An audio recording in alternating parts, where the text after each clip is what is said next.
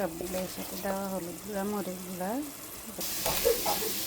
দিয়ে দিলাম টমেটো, দিয়ে দিলাম বটবটিগুলো। টমেটোগুলো বটবটির সাথে একসাথে গলে যাবে।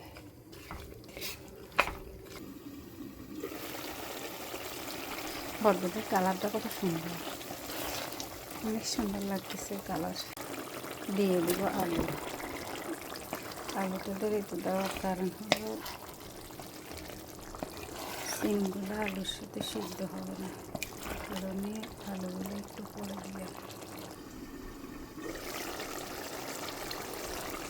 এবার দিয়ে দেবো নারকেল।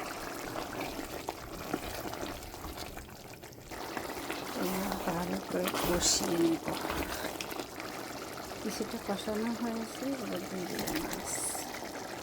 আরও 3-4 মিনিট কষিয়ে নেব।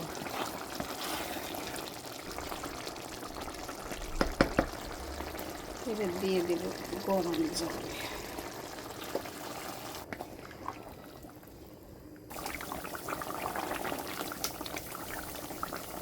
দিয়ে দিলাম ধনিয়া পাতা, দিয়ে দিলাম তেল বাটা।